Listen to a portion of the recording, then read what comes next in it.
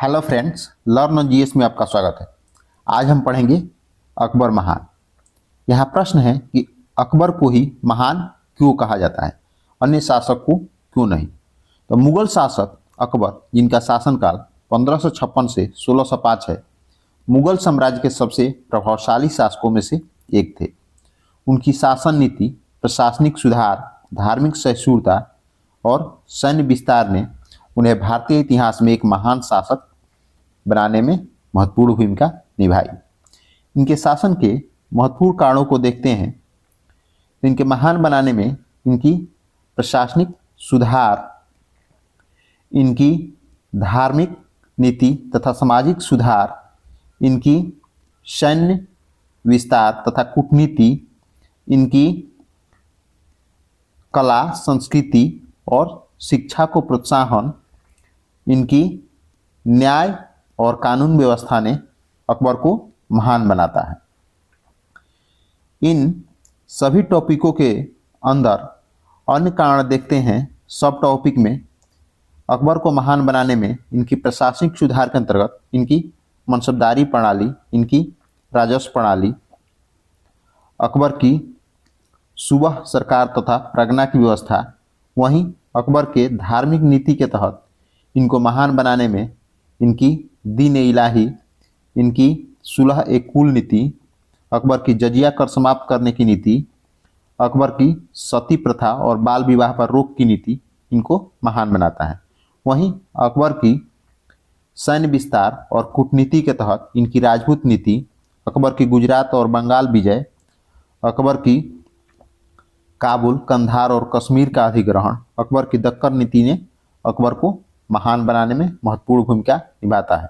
वहीं अकबर की कला, संस्कृति और शिक्षा को प्रोत्साहन के तहत अकबर की नवरत्न सभा, अकबर की चित्रकला और वास्तुकला के प्रति उनका सोच, उनकी फारसी और संस्कृत साहित्य को बढ़ावा इनको महान बनाता है। वहीं अकबर की न्याय और कानून व्यवस्था के तहत इनके दरबारी कवि अबुल फजल के आईने अकबरी और अकबरनामा की रचना तथा अकबर की दोषी को दंड और दयालुता के प्रति भाव ने अकबर को महान बनाता है। तो फिर बारी बारी से इसको विस्तार से देखते हैं कि अकबर महान क्यों है। तो अकबर के प्रशासनिक सुधार के तहत अकबर ने प्रशासन को संगठित और मजबूत बनाने के लिए कई सुधार किए। प्रशासनिक सुधार के तहत इनकी मनसबदारी प्रणाली में ये कुशल प्रशासनिक और सैन्य संगठन के लिए मनसबदारी प्रणाली लागू किए थे, जिसमें अधिकारी यानी मनसबदार अपनी रैंक यानी मनसब के अनुसार वेतन और घुड़सवारों की संख्या रखते थे। वहीं इनकी यानी अकबर की राजस्व प्रणाली के तहत अकबर के वित्त मंत्री टोडरमल ने जब्ती प्रणाली लागू की थी, जिसमें भूमि की उपज के आधार पर कर तय किया जाता था। वहीं अकबर की सूबा सरकार और परगना व्यवस्था के तहत अकबर ने साम्राज्यों को प्रांतों यानी सूबा में बांटा तथा प्रत्येक सूबा में एक सूबेदार, एक दीवान और एक कोतवाल नियुक्त किए जाते थे, जो शासन व्यवस्था को मजबूती प्रदान करते थे। वहीं अकबर की धार्मिक नीति तथा सामाजिक सुधार के तहत अकबर धार्मिक सहिष्णुता के लिए प्रसिद्ध थे।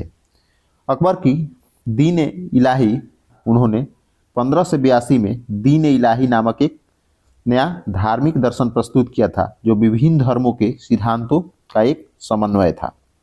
वहीं सुलह ए कुल नीति के तहत अकबर ने सभी धर्मों के प्रति सहिष्णुता की नीति अपनाई, जिसमें हिंदू मुस्लिम एकता को बढ़ावा मिला।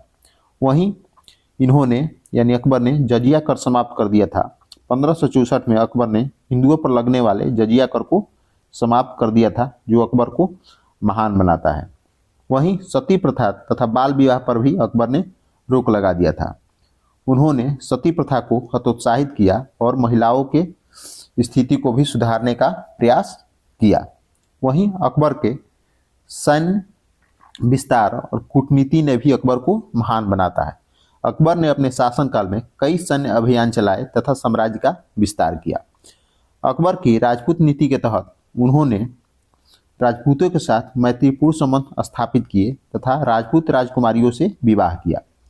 इसी के तहत आमेर के राजा भारमल की बेटी जोधाबाई से उनकी विवाह हुई थी। वहीं अकबर ने गुजरात और बंगाल विजय भी अकबर को महान बनाता है। अकबर ने 1572 में गुजरात तथा 1574 में बंगाल विजय प्राप्त कर अपने साम्राज्य की विस्तार किया था। वहीं अकबर की काबुल, कंधार और कश्मीर का अधिग्रहण जो उन्होंने 1581 में काबुल, 1595 में कंधार तथा 1586 में कश्मीर को मुगल साम्राज्य में शामिल किया। वहीं दक्कन नीति के तहत अकबर ने अहमदनगर, बीजापुर, गोलकुंडा के खिलाफ अभियान चलाए तथा 1601 में खानदेश और अहमदनगर पर अधिग्रहण कर अपने साम्राज्य का विस्तार किया, जो अकबर को महान बनाता है। वहीं अकबर के कला, संस्कृति और शिक्षा को प्रोत्साहन के तहत अकबर ने साहित्य, संगीत, चित्रकला और वास्तुकला को भी बढ़ावा दिया। अकबर के दरबार में नवरत्न हुआ करते थे। इसके तहत अकबर के सभा में 9 प्रमुख विद्वान थे जिन्होंने नवरत्न कहा जाता था। इनमें बीरबल, तानसेन, टोडरमल, अबुल फजल और फैजी प्रमुख थे। इन्होंने चित्रकला तथा वास्तुकला को भी बढ़ावा दिया। मुगल चित्रकला की शुरुआत अकबर के समय ही हुई थी। उन्होंने फतेहपुर सीकरी में बुलंद दरवाजा और पंचमहल जैसे सुंदर भवन बनवाए थे। वहीं अकबर ने फारसी और संस्कृत साहित्य को भी प्रोत्साहन दिया। उन्होंने कई ग्रंथों का फारसी में अनुवाद करवाया, जैसे रामायण और महाभारत। वहीं अकबर ने न्याय और कानून व्यवस्था के तहत भी अकबर अपने महानता का परिचय दिए। अकबर एक निष्पक्ष और न्याय प्रणाली लागू किए थे। अकबर के दरबारी कवि अबुल फजल के आईने अकबरी और अकबरनामा की रचना ने अकबर को महान बनाता है। इन ग्रंथों में अकबर की शासन व्यवस्था की विस्तृत वर्णन मिलता है। वहीं अकबर के दोषी को दंड और दयालुता का स्वभाव भी अकबर को महान बनाता है। उन्होंने यानी अकबर ने कठोर अपराधों के लिए सजा का प्रावधान किया था, लेकिन अपनी न्यायप्रियता के लिए काफ़ी प्रसिद्ध थे। निष्कर्षतः कहा जा सकता है कि अकबर ने अपने शासनकाल में भारत को एक शक्तिशाली, संगठित और समृद्ध साम्राज्य बनाया। उनकी प्रशासनिक दक्षता, धार्मिक सहिष्णुता, सैन्य कुशलता और कला संस्कृति के प्रति प्रेम ने अकबर को महान बना देता है।